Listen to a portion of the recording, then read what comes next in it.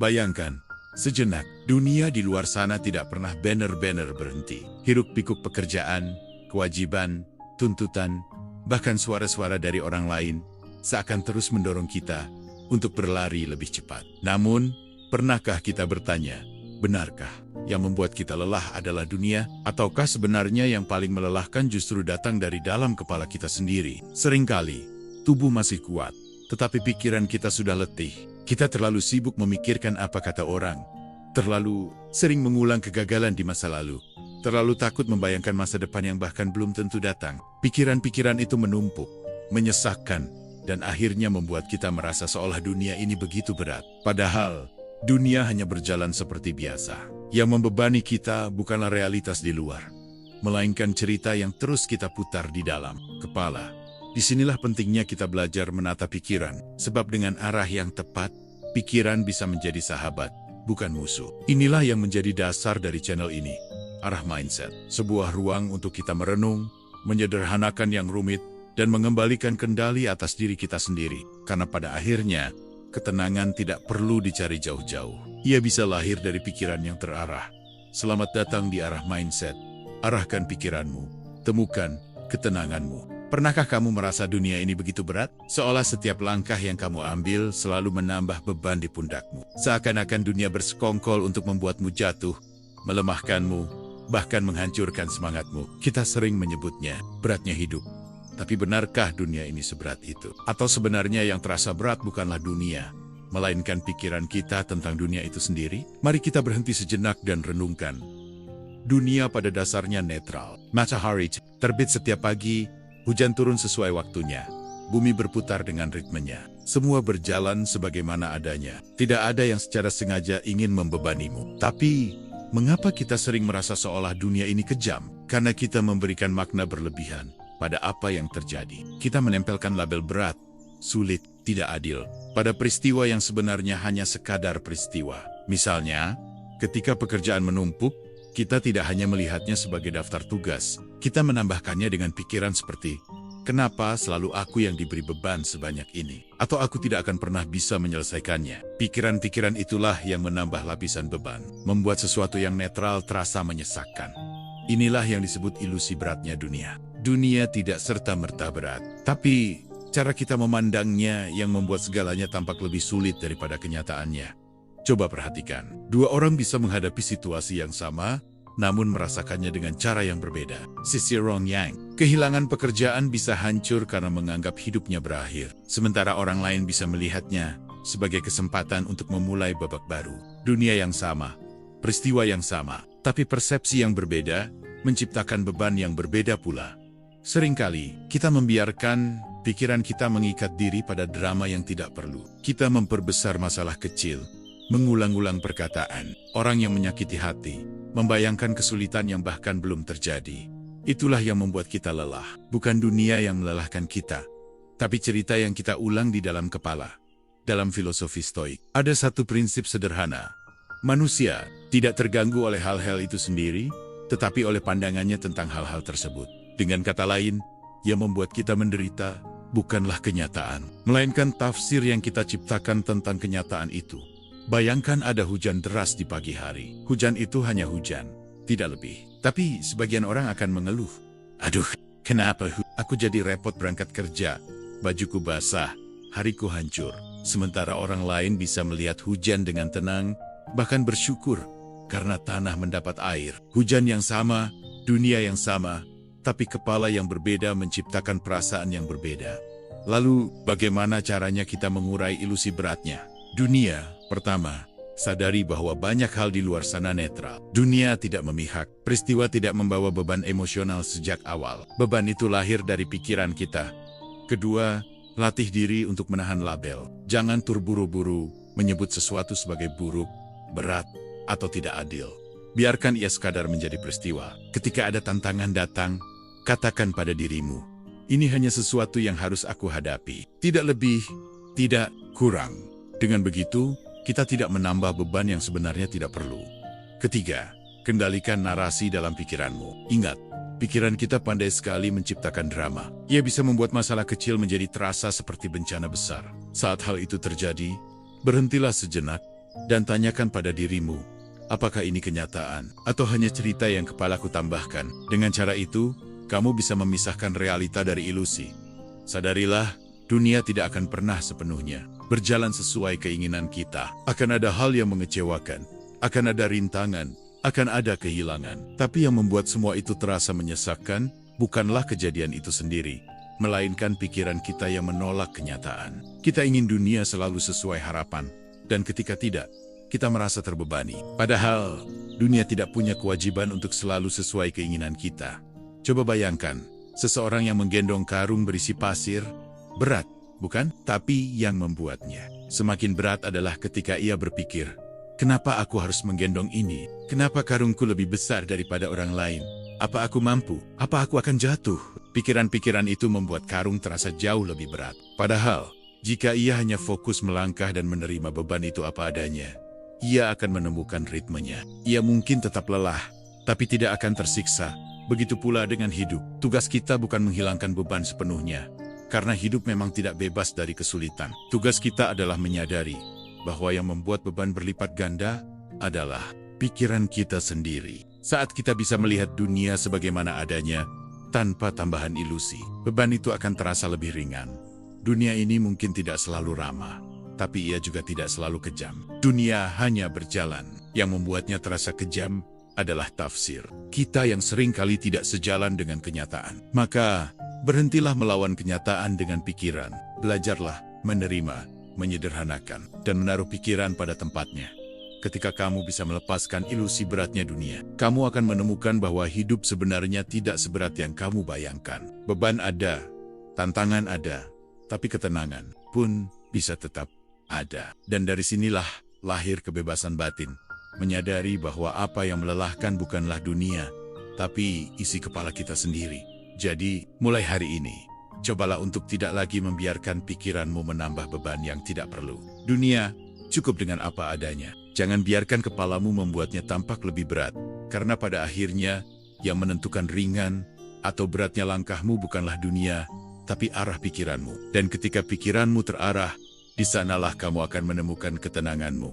Ada satu hal yang sering kita lupakan. Musuh terbesar kita tidak selalu datang dari luar. Bukan dari orang yang meremehkan kita. Bukan dari atasan yang menekan kita. Bahkan bukan dari situasi hidup yang sulit. Musuh terbesar itu justru sering kali bersembunyi di tempat yang paling dekat. Tempat yang selalu kita bawa kemanapun, di dalam kepala kita sendiri, pikiran kita. Mengapa disebut musuh dalam selimut? Karena pikiran seolah-olah berada di pihak kita. Ia selalu menemani, selalu hadir. Bahkan sebelum kita membuka mata di pagi hari. Ia memberi masukan, ia memberi penilaian, ia memberi peringatan. Tapi di saat yang sama, pikiran itu juga bisa menusuk kita dengan cara yang paling halus. Ia bisa mengganggu ketenangan kita tanpa kita sadari. Pernahkah kamu merasakan tubuhmu masih kuat, tetapi energimu habis hanya karena memikirkan sesuatu? Misalnya, sebelum tidur, kepalamu penuh dengan skenario. Bagaimana kalau besok gagal? Bagaimana kalau orang-orang menertawakan aku? Bagaimana kalau aku tidak sanggup? Tubuhmu terbaring di kasur yang empuk, tapi jiwamu seolah sedang berlari maraton. Kamu bangun di pagi hari, bukan dengan rasa segar, tapi dengan rasa lelah. Padahal, kamu bahkan belum memulai hari. Itulah bukti betapa lihainya pikiran mencuri tenagamu.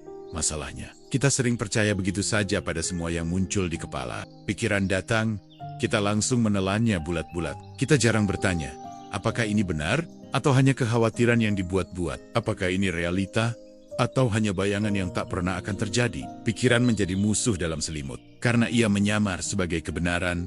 Dalam filsafat Stoik, kita diajarkan untuk memisahkan antara apa yang ada di bawah kendali kita dan apa yang tidak. Pikiran yang sehat tahu bagaimana membedakan keduanya. Tapi pikiran yang liar seringkali justru mencampur adukan segalanya. Kita jadi sibuk memikirkan hal-hal yang tidak bisa kita kendalikan. Opini orang lain, hasil akhir, masa depan yang belum tentu datang. Sementara hal-hal yang bisa kita kendalikan seperti sikap, tindakan, usaha justru sering kita abaikan. Pikiran bisa berubah menjadi musuh paling licik karena ia tahu kelemahan kita. Ia tahu kita rentan pada keraguan. Ia tahu kita takut gagal. Ia tahu kita ingin diterima. Dan dengan itu, ia mulai berbisik, kamu tidak cukup baik. Kamu akan gagal. Semua orang lebih baik darimu. Lama-kelamaan, kita tidak hanya mendengarkan bisikan itu, tapi juga mempercayainya. Bayangkan kamu sedang mendaki gunung. Jalannya sudah cukup terjal. Tubuhmu sudah lelah. Tapi di telingamu, ada suara yang terus berkata, kamu tidak akan sampai. Lihat betapa tinggi puncaknya. Kamu terlalu lemah. Apakah kamu sadar? Yang membuat langkahmu semakin berat bukan hanya tanjakan itu, melainkan suara di kepalamu. Itulah gambaran bagaimana pikiran bisa menjadi musuh dalam selimut. Lalu, bagaimana cara menghadapi musuh yang begitu dekat, yang tidak bisa kita tinggalkan, karena ia ada dalam diri kita sendiri? Pertama, sadari bahwa tidak semua pikiran adalah kebenaran.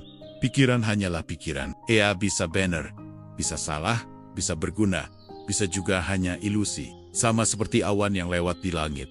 Pikiran juga datang dan pergi. Masalahnya, kita sering menganggap semua pikiran harus dituruti. Padahal, tidak semua pikiran layak mendapat tempat di hati kita. Kedua, belajarlah untuk mengambil jarak dengan pikiran. Saat pikiran negatif muncul, katakan pada dirimu, ini hanya sebuah pikiran, bukan kenyataan. Dengan begitu, kamu bisa menciptakan ruang antara dirimu dan isi kepalamu. Kamu tidak larut, tapi juga tidak menyangkal. Kamu hanya mengamati, lalu membiarkannya lewat. Ketiga, arahkan pikiranmu pada hal-hal yang bisa kamu kendalikan. Daripada sibuk memikirkan apa kata orang, fokuslah pada bagaimana kamu bersikap. Daripada tenggelam dalam ketakutan akan masa depan, fokuslah pada langkah yang bisa kamu ambil hari ini. Dengan begitu, energi yang tadinya habis untuk khayalan akan kembali terpakai untuk tindakan nyata. Dan terakhir, ingatlah, pikiran yang liar tidak bisa dilawan dengan kebencian, tapi bisa dijinakkan dengan kesadaran. Sama seperti menenangkan kuda yang gelisah, kita tidak bisa memukulnya agar diam, tapi kita bisa mengarahkan dan melatihnya dengan sabar. Begitu pula dengan pikiran. Semakin kamu sadar akan pola pikir yang muncul, semakin kamu bisa memilih mana yang perlu dipercaya dan mana yang cukup dilepaskan. Musuh dalam selimut hanya berbahaya jika kita tidak mengenalinya. Begitu kita sadar bahwa pikiran tidak selalu berpihak pada kita, kita bisa berhenti terjebak olehnya. Kita bisa mulai menjadikan pikiran sebagai alat, bukan penjara. Karena pada akhirnya, hidup yang melelahkan bukanlah karena dunia luar, melainkan karena peperangan yang tak henti kita lakukan di dalam kepala. Ketika kita belajar berdamai dengan pikiran, kita akan menemukan kekuatan baru, kekuatan untuk melangkah lebih ringan. Meski dunia tetap penuh tantangan, jadi jangan biarkan pikiran menjadi musuh dalam selimut yang dayam-dayam menguras tenagamu. Sadari, amati, lalu arahkan. Dengan begitu, pikiran bisa kembali menjadi sahabat yang membimbingmu, bukan lawan yang melemahkanmu. Ingatlah, arahkan pikiranmu, dan di sanalah kamu akan menemukan ketenanganmu. Ada satu kebiasaan manusia yang tampak sepele, tapi diam-diam sangat melelahkan. Kita sering membuat masalah yang belum ada solusinya sudah nyata. Kebiasaan itu bernama overthinking.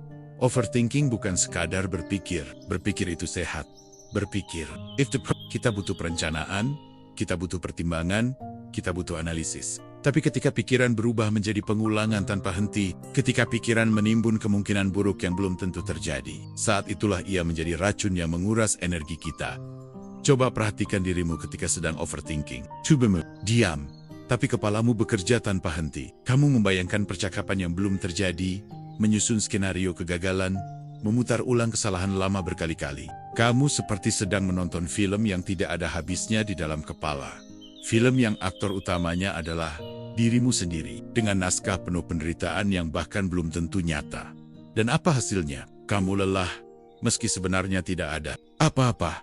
Kamu stres, meski dunia di luar masih tenang. Itulah yang membuat overthinking begitu berbahaya. Ia membuat kita menderita sebelum waktunya. Dalam filosofi Stoik, ada nasihat sederhana. Kita lebih sering menderita dalam imajinasi daripada dalam kenyataan. Betapa seringnya kita terjebak di sana. Kita cemas berhari-hari sebelum ujian. Tapi ketika hari ujian tiba, ternyata tidak seburuk yang kita bayangkan. Kita takut tidak diterima di pekerjaan, lalu memutar 1000 skenario kegagalan. Padahal hasil akhirnya justru berjalan baik. Kita menderita berkali-kali. Padahal kejadian aslinya mungkin hanya sekali, atau bahkan tidak pernah datang. Overthinking adalah cara pikiran kita menghidupkan hantu-hantu yang sebenarnya tidak ada. Ia membuat masa depan yang kosong terlihat penuh ancaman. Ia mengubah bayangan kecil menjadi monster besar. Dan yang lebih parah, ia membuat kita kehilangan kekuatan untuk menghadapi kenyataan. Karena energi kita sudah habis dipakai untuk melawan bayangan yang bahkan tidak nyata.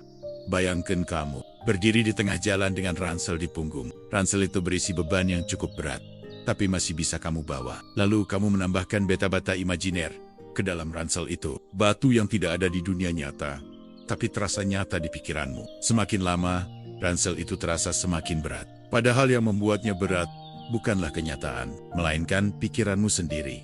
Kebiasaan overthinking juga sering mencuri momen-momen bahagia. Saat kita tertawa dengan teman, tiba-tiba muncul suara dalam kepala.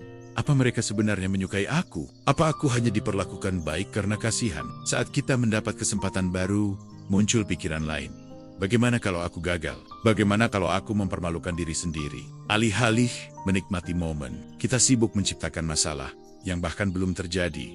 Pertanyaannya, mengapa kita begitu mudah terjebak dalam overthinking? Jawabannya sederhana.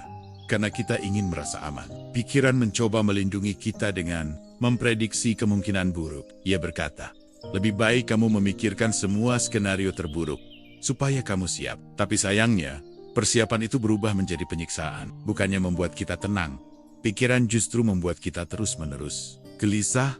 Lalu, bagaimana cara menghadapinya? Pertama, sadari bahwa pikiran bukanlah kebenaran. Hanya karena kamu membayangkan sesuatu, bukan berarti itu nyata. Pikiran hanyalah kemungkinan, bukan kepastian. Ingatkan dirimu, ini hanya pikiran, belum tentu kenyataan. Kedua, tarik dirimu kembali ke saat ini. Overthinking selalu menyeret kita ke masa depan yang penuh ketidakpastian, atau ke masa lalu yang tak bisa diubah. Sementara kekuatan kita ada di sini, di detik ini. Tanyakan pada dirimu, apa yang benar-benar terjadi sekarang? Apa yang bisa aku lakukan hari ini? Dengan begitu, kamu mengembalikan kendali pada realitas, bukan pada imajinasi. Ketiga, belajarlah menerima ketidakpastian. Tidak semua hal bisa diprediksi, tidak semua hal bisa dikendalikan. Semakin kita berusaha mengendalikan masa depan, semakin pikiran kita penuh dengan skenario. Padahal, kebebasan sejati lahir ketika kita berani berkata, aku tidak tahu apa yang akan terjadi, tapi aku akan siap menghadapinya ketika waktunya tiba. Dan terakhir, berikan ruang untuk diam. Pikiran yang sibuk butuh jeda. Kamu tidak bisa menghentikan pikiran dengan memaksa, tapi kamu bisa melatihnya untuk melambat. Dengan pernapasan, dengan kesadaran, dengan membiarkan kepala sejenak kosong. Di sanalah kamu akan menyadari betapa seringnya pikiranmu berlari tanpa arah, dan betapa damainya ketika ia berhenti. Ingatlah, overthinking bukan tanda bahwa kamu lemah. Itu tanda bahwa otakmu terlalu rajin bekerja, bahkan ketika tidak diperlukan. Tugasmu adalah belajar mengarahkannya, bukan membiarkannya berlari liar. Karena sesungguhnya, dunia ini tidak pernah seberat yang kamu bayangkan. Yang membuatnya berat adalah masalah-masalah yang kamu hidupkan sendiri di dalam kepala.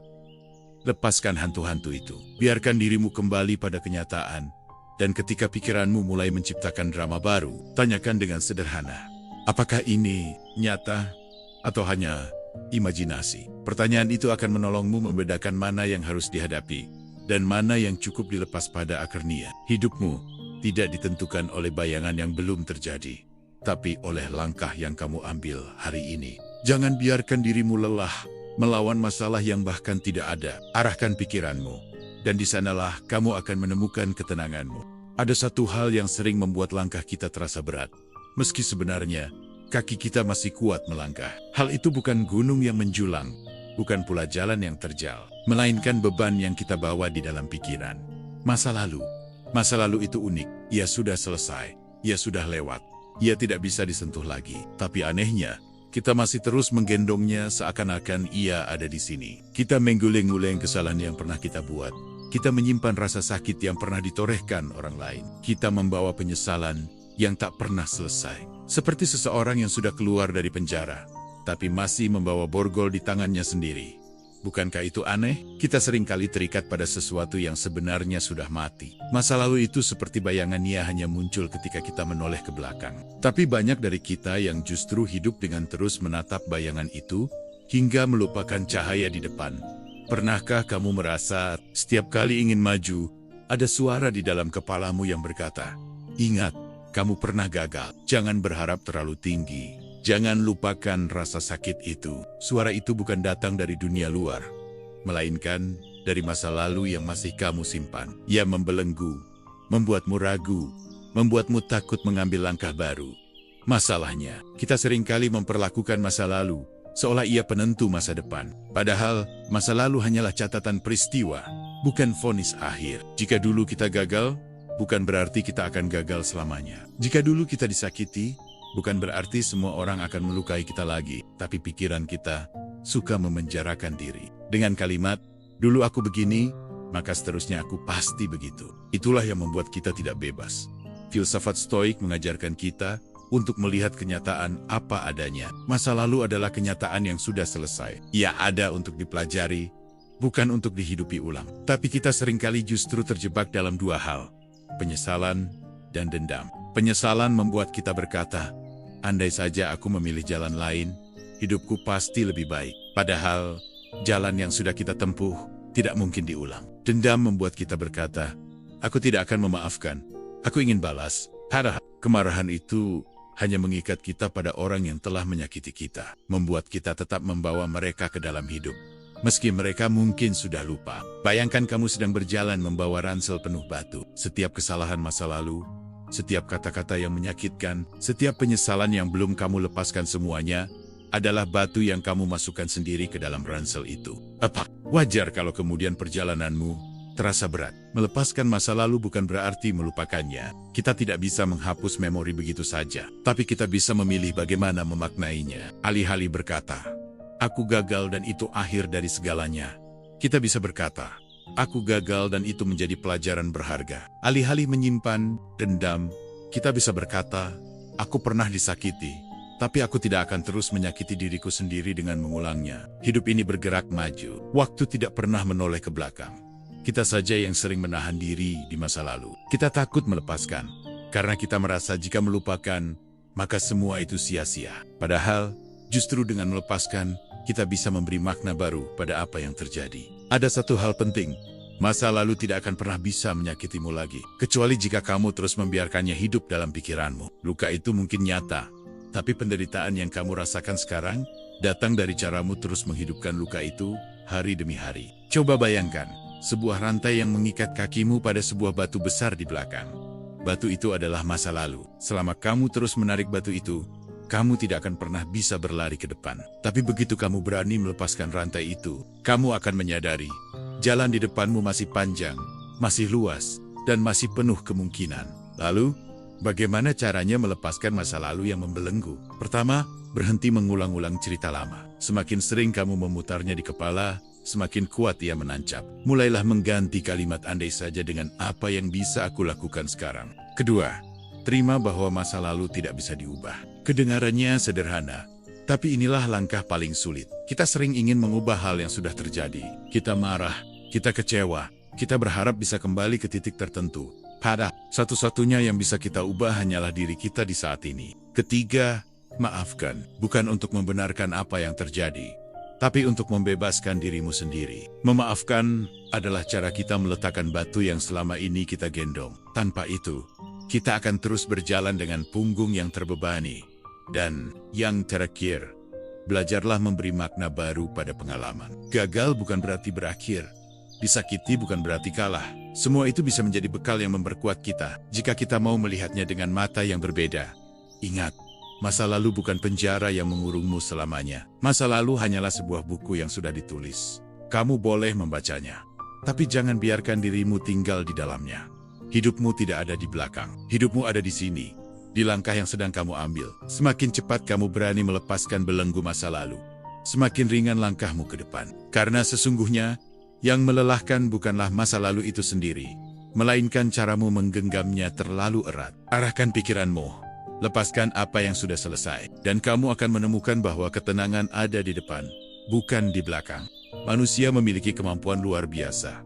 Kita bisa memikirkan masa depan, merancang rencana, dan mempersiapkan diri. Tapi kemampuan itu, bila disalahgunakan, berubah menjadi beban yang tak terlihat. Ketakutan pada masa depan.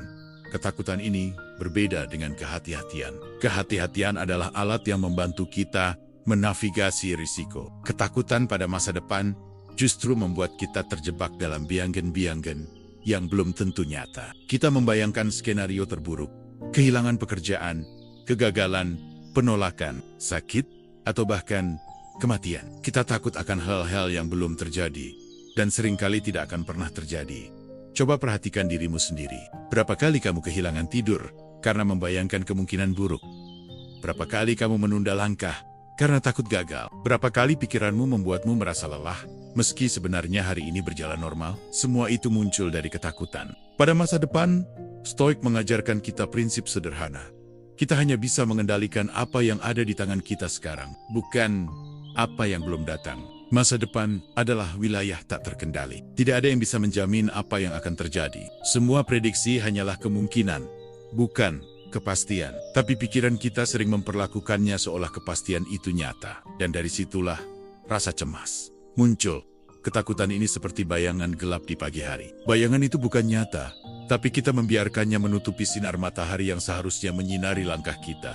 Kita khawatir sebelum waktunya, memikirkan bagaimana jika tanpa ada tindakan nyata. Sementara energi kita terkuras hanya untuk menghadapi hal yang bahkan belum ada. Yang ironis, ketakutan pada masa depan seringkali mencuri kesempatan yang ada di depan mata. Kita menunda keputusan, menahan diri dari pengalaman baru, atau bahkan menolak kesempatan karena bayangan kegagalan yang mungkin tidak akan pernah terjadi. Kita sibuk memikirkan masa depan, sehingga lupa bahwa kekuatan kita ada di saat ini. Bayangkan seseorang yang membawa payung di tengah hari cerah karena takut hujan. Ia menghabiskan waktu, tenaga, dan perhatian untuk kemungkinan yang bahkan mungkin tidak terjadi. Itulah ketakutan pada masa depan. Persiapan yang berlebihan untuk hal yang tidak pasti, sampai kita lupa menikmati apa yang nyata. Bagaimana cara menghadapi ketakutan ini? Pertama, sadari bahwa ketakutanmu seringkali hanyalah pikiran, bukan kenyataan. Pikiran itu seperti ramalan cuaca di kepala, kadang tepat, sering meleset. Saat ketakutan muncul, tanyakan, apakah ini nyata sekarang? Atau hanya kemungkinan? Kedua, fokus pada tindakan yang bisa kamu kendalikan. Alih-alih cemas tentang segala kemungkinan, lakukan langkah nyata yang bisa kamu ambil hari ini. Persiapan itu baik, tapi over-preparing hanya membuatmu lelah.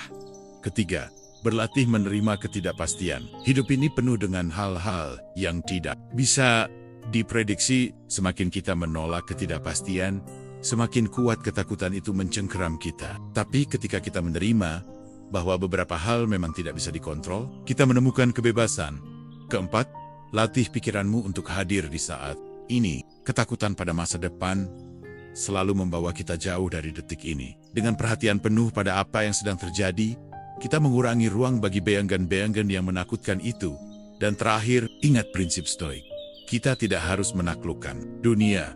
Kita hanya harus menaklukkan diri kita sendiri. Dunia mungkin penuh ketidakpastian, tapi pikiran yang terkendali adalah benteng yang paling kokoh.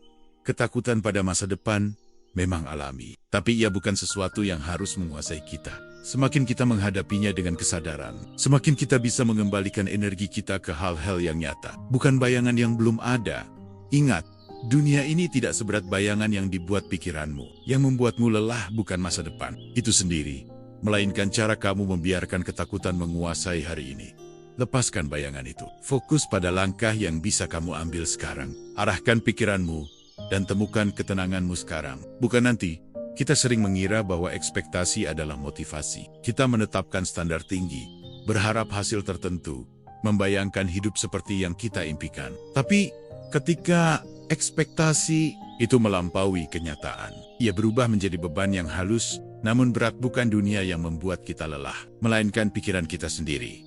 Ekspektasi berlebihan itu seperti memegang balon di tangan. Kita ingin balon itu tetap tinggi, sempurna, penuh. Tapi setiap angin kecil, setiap ketidaksempurnaan membuat kita kecewa, frustrasi, dan marah. Kita lupa bahwa hidup tidak bisa dikontrol sepenuhnya. Dan ketika kenyataan tidak sesuai dengan harapan, kita merasa gagal. Padahal yang gagal bukan dunia, melainkan cara kita menafsirkan dunia. Kita membentuk ekspektasi dari banyak hal, dari orang lain, dari pekerjaan, dari hubungan, bahkan dari diri sendiri. Kita ingin dicintai seperti yang kita bayangkan, dihargai seperti yang kita harapkan, berhasil seperti yang kita rencanakan. Dan ketika realitas tidak cocok dengan skema itu, rasa kecewa muncul. Seperti gelas yang terlalu penuh, setiap tetes tambahan membuatnya tumpah.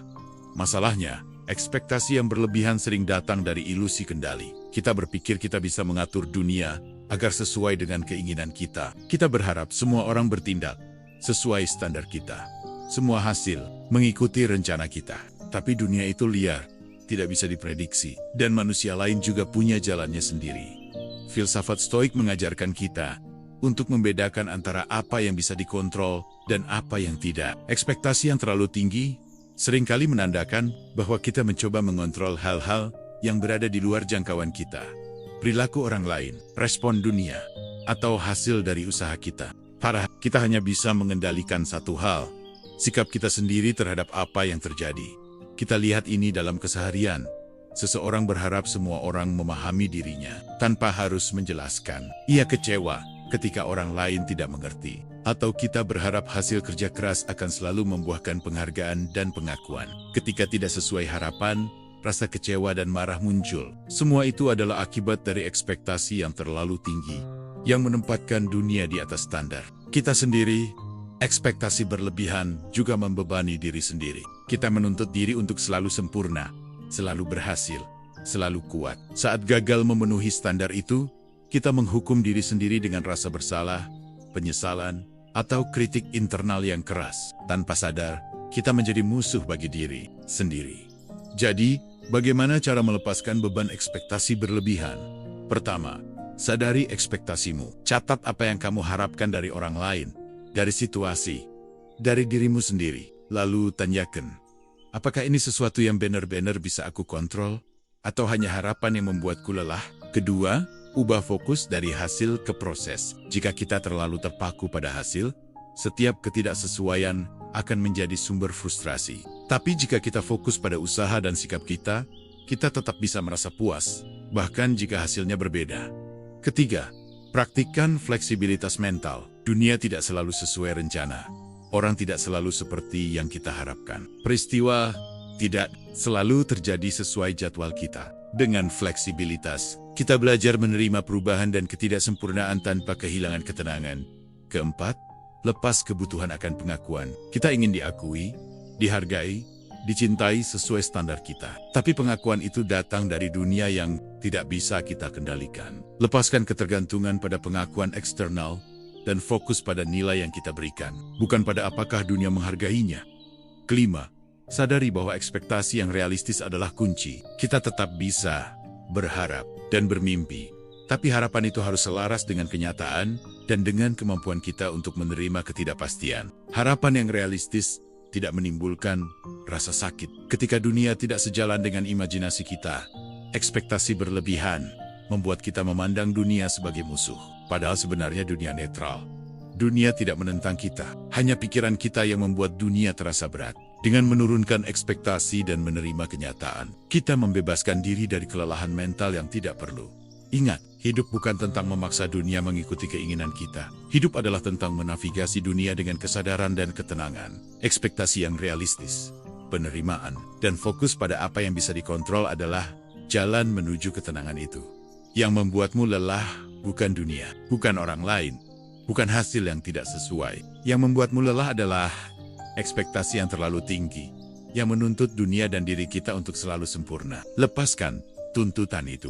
Arahkan pikiranmu, temukan ketenanganmu, dan lihat bahwa dunia sebenarnya jauh lebih ringan dari yang kamu bayangkan.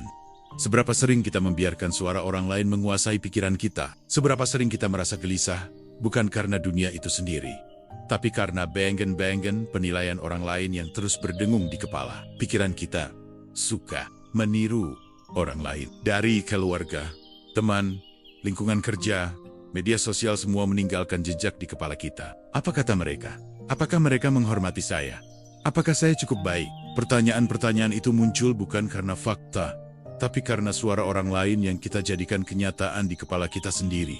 Masalahnya, suara-suara itu sering tidak akurat. Mereka adalah interpretasi, kritik, atau ekspektasi orang lain yang kita dengar dan kemudian kita ubah menjadi aturan bagi diri sendiri. Kita membiarkan opini eksternal menjadi standar internal. Kita membiarkan suara orang lain menentukan harga diri kita. Bayangkan, seseorang memberi kritik dan kita menyimpannya di dalam kepala, mengulang-ulangnya tanpa henti. Bahkan ketika kritik itu tidak objektif, bahkan ketika itu hanya satu sudut pandang dari jutaan kemungkinan, kita membiarkannya menggerogoti rasa percaya diri. Kita menjadi tahan terhadap kenyamanan pikiran kita sendiri. Karena suara itu selalu ada, menuntut kita untuk menjadi yang mereka inginkan, Ini juga terlihat dalam kesadaran sosial. Kita menilai diri sendiri berdasarkan apa yang kita lihat orang lain lakukan atau miliki. Kita membandingkan pencapaian, status, penampilan, dan perilaku. Suara orang lain menjadi tolok ukur yang kita pakai untuk menilai keberhasilan atau kegagalan diri kita. Padahal, standar itu sering tidak relevan dan tidak adil. Filsafat Stoik mengajarkan prinsip sederhana namun kuat. Hanya pendapat kita sendiri yang harus memengaruhi kita. Orang lain boleh bicara, mengkritik, menilai, tetapi kita memilih apa yang kita dengarkan dan apa yang kita biarkan mengubah diri kita. Pikiran kita bukan panggung bagi komentar orang lain. Ia adalah ruang untuk pertumbuhan dan kesadaran diri sendiri. Lalu, bagaimana kita menghadapi suara orang lain yang terus berdengung? Pertama, sadari suara itu. Ketika kritik, opini, atau ekspektasi orang lain muncul, tanyakan pada diri sendiri, apakah ini fakta atau sekadar interpretasi mereka? Memisahkan fakta dari opini memberi kita kendali atas pikiran kita. Kedua, pertanyakan relevansi suara itu. Apakah orang ini benar-benar memahami konteks saya? Apakah mereka punya kepentingan dalam kebahagiaan atau pertumbuhan saya? Jika tidak, suara itu tidak perlu mendapatkan ruang yang besar di kepala kita. Ketiga, latih diri untuk menetapkan batas mental. Suara orang lain boleh ada, tapi kita memilih apa yang kita resapi. Sama seperti kita memilih siapa yang kita ajak bicara dalam kehidupan nyata. Kita juga bisa memilih siapa yang berbicara di kepala kita. Keempat, fokus pada prinsip internal, bukan opini eksternal. Ketika kita memiliki nilai, tujuan, dan prinsip yang jelas, pendapat orang lain menjadi bising, tapi tidak berpengaruh. Kita tetap bisa belajar dari kritik, tapi kita tidak membiarkannya mendefinisikan siapa diri kita. Kelima, praktikkan penguatan diri. Ulangi kepada diri sendiri bahwa harga diri dan ketenangan kita berasal dari kesadaran kita sendiri, bukan dari persetujuan atau penolakan orang lain. Semakin sering kita menegaskan prinsip ini, semakin jarang suara orang lain menguasai pikiran kita. Ingat, suara orang lain itu nyata, tapi mereka tidak harus berkuasa atas kita. Kita yang memilih siapa yang layak berbicara di kepala kita. Kita yang menentukan standar bagi diri sendiri. Kita yang menutup pintu bagi komentar yang menimbulkan kecemasan, dan membuka pintu bagi kesadaran dan ketenangan. Yang membuatmu lelah bukan dunia, bukan orang lain, bukan opini mereka. Yang membuatmu lelah adalah cara kamu membiarkan suara-suara itu menjadi penguasa di dalam kepala. Lepaskan, fokus pada dirimu, dan rasakan kebebasan yang muncul ketika kamu menatap pikiranmu sendiri. Arahkan pikiranmu. Temukan ketenanganmu bukan karena dunia diam, tapi karena kamu belajar mendengar dirimu sendiri. Manusia sejak dulu dilahirkan dengan kemampuan untuk membandingkan diri dengan orang lain. Ini adalah naluri sosial yang wajar. Kita ingin mengetahui posisi kita dalam lingkungan, memahami standar, dan belajar dari orang lain. Tapi ketika perbandingan itu berlebihan, ia berubah menjadi sumber kelelahan mental yang diam-diam menggerogoti ketenangan kita. Perbandingan sosial terjadi ketika kita melihat hidup orang lain melalui lensa kita sendiri. Membandingkan pencapaian, harta, hubungan, penampilan, atau status. Kita mengukur kebahagiaan, kesuksesan, dan nilai diri kita dari apa yang dimiliki orang lain. Kita lupa bahwa kita tidak melihat kenyataan penuh, hanya potongan-potongan, seringkali yang tampak paling sempurna. Sosial media adalah cermin yang menip. Kita melihat highlight reel, orang lain foto liburan mewah, keberhasilan karier, keluarga harmonis, dan membandingkannya dengan reel kehidupan kita sendiri yang penuh kekurangan, kegagalan, dan kesulitan. Energi kita terkuras untuk merasa kurang, untuk iri, untuk menuntut diri agar selalu sebanding. Filsafat Stoik mengingatkan kita, kebahagiaan bukan berasal dari apa yang orang lain miliki, melainkan dari sikap kita terhadap apa yang ada dalam kendali kita. Perbandingan sosial menipu kita dengan membuat hal-hal di luar kendali tampak seperti ukuran nilai diri. Kita lupa bahwa dunia dan orang lain bukan tolok ukur untuk ketenangan kita. Perbandingan sosial juga memunculkan perasaan kompetisi yang tidak. Kita mulai membenci kesuksesan orang lain atau merasa cemas jika kita belum setara. Padahal, setiap orang memiliki perjalanan unik dengan konteks, tantangan, dan waktu yang berbeda. Membandingkan diri kita dengan perjalanan orang lain sama seperti membandingkan jalan yang kita lalui dengan jalur yang orang lain tempuh tidak adil, tidak logis, dan melelahkan. Selain itu, perbandingan sosial membuat kita kehilangan fokus pada pertumbuhan diri sendiri. Energi kita habis untuk menilai, mengukur, dan merasa tidak cukup. Kita lupa bahwa satu-satunya orang yang perlu kita lawan adalah versi diri kita kemarin. Kemajuan sejati datang dari peningkatan diri sendiri, bukan dari memenangkan perlombaan yang dibuat oleh persepsi orang lain. Bagaimana cara mengatasi perbandingan sosial yang menguras energi? Pertama, sadari kapan kamu membandingkan diri dengan orang lain. Perhatikan pola pikirmu. Apakah kamu sedang belajar atau sedang menilai dan merasa kurang? Kesadaran adalah langkah pertama untuk melepaskan diri dari perangkap ini. Kedua, ubah tolok ukur. Alih-alih mengukur diri berdasarkan pencapaian orang lain, ukur diri berdasarkan prinsip, nilai, dan tujuanmu sendiri. Kesuksesan dan kebahagiaan adalah relatif. Dan yang paling penting adalah kemajuan yang konsisten dalam hidupmu sendiri. Ketiga, praktikkan rasa syukur. Fokus pada apa yang sudah kamu miliki, bukan apa yang belum. Ketika kita mengalihkan perhatian dari kekurangan ke kelimpahan yang ada, energi kita tidak lagi terkuras oleh perbandingan. Keempat, batasi paparan sosial media atau lingkungan yang memicu perbandingan berlebihan. Bukan berarti mengisolasi diri, tapi memberi ruang bagi pikiran kita untuk berkembang tanpa gangguan standar yang dibuat oleh orang lain. Kelima, ingat prinsip Stoik. Kita tidak bisa mengontrol orang lain, hanya diri kita sendiri. Membantu diri dengan dunia adalah usaha sia-sia yang selalu menguras energi. Fokus pada tindakan, usaha, dan sikap kita. Karena itu adalah satu-satunya hal yang benar-benar berada dalam kendali. Perbandingan sosial membuat kita lelah karena kita memindahkan tanggung jawab kebahagiaan pada hal-hal di luar kendali. Dunia dan orang lain bukan musuh, tapi tolok ukur yang salah arah. Ketika kita melepaskan perbandingan, kita menemukan ketenangan yang selama ini hilang, energi yang selama ini terkuras, dan ruang untuk benar-benar menikmati hidup kita sendiri. Yang membuatmu lelah bukan dunia, bukan orang lain, bukan pencapaian mereka. Yang membuatmu lelah adalah cara kamu membandingkan hidupmu dengan hidup mereka. Lepaskan tolok ukur itu, arahkan pikiranmu, temukan ketenanganmu, dan rasakan kebebasan sejati yang datang ketika kamu berjalan di jalurmu sendiri.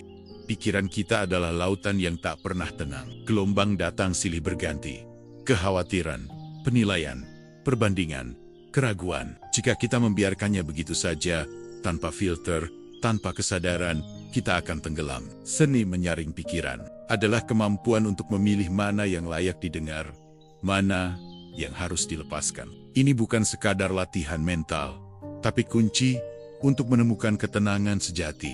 Setiap hari, kita menerima ribuan input mental. Suara orang lain, ekspektasi, kenangan masa lalu, proyeksi masa depan, dan rasa takut yang tak nyata. Semua itu datang tanpa permisi, dan kita sering membiarkannya menguasai pikiran. Kita menaruh energi pada hal-hal yang tidak penting, dan mengabaikan apa yang benar-benar bernilai. Menyaring pikiran bukan berarti menekan atau menolak. Ini berarti memberi ruang bagi kesadaran. Ketika ada pikiran muncul, tanyakan pada diri sendiri, apakah ini fakta atau hanya interpretasi? Apakah ini membantu atau hanya menguras energi? Apakah ini sesuatu yang bisa saya kendalikan atau sekadar bayangan yang harus saya lepaskan? Filsafat Stoik mengajarkan bahwa ketenangan datang dari fokus pada apa yang berada dalam kendali kita. Pikiran kita memiliki kekuatan luar biasa untuk menciptakan damai atau penderitaan. Jika kita membiarkan semua pikiran masuk tanpa seleksi, kita menyerahkan kendali itu pada kekacauan. Menyaring pikiran adalah cara kita merebut kembali kendali itu. Pertama, sadari pikiran yang datang. Kesadaran adalah langkah awal. Tanpa kesadaran, kita hanyut mengikuti arus. Ketika sadar, kita bisa melihat pola, pikiran mana yang terus muncul dan menimbulkan ketegangan. Kita bisa mengenali kebiasaan mental yang merugikan dan memilih untuk tidak menuruti semua perintah internal yang muncul secara otomatis. Kedua, beri label pada pikiran. Misalnya, pikiran yang bersifat kekhawatiran, penilaian, atau perbandingan. Dengan memberi label, kita memisahkan diri dari pikiran itu. Kita melihatnya sebagai fenomena, bukan kebenaran mutlak, sehingga kita tidak terjebak atau larut dalam emosi yang dipicu oleh pikiran tersebut. Ketiga, pilih mana yang layak mendapat energi. Tidak semua pikiran perlu diproses, dianalisis, atau dijalani. Beberapa hanya datang, memberi sinyal, lalu pergi. Memberi energi pada setiap pikiran akan melelahkan. Menyaring pikiran berarti memilih fokus pada hal-hal yang konstruktif, bermanfaat, dan relevan dengan tujuan hidup kita.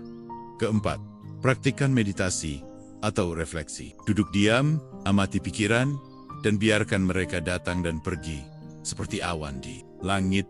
Latihan ini menguatkan kemampuan kita untuk tidak melekat pada setiap pikiran. Kita belajar menjadi pengamat, bukan budak pikiran.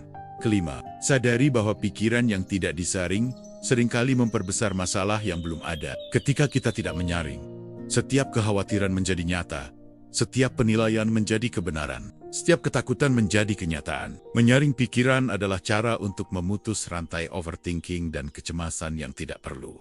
Seni menyaring pikiran juga berarti menyaring pengaruh, suara orang lain, berita, opini, dan komentar bisa masuk ke kepala kita dan menjadi bising.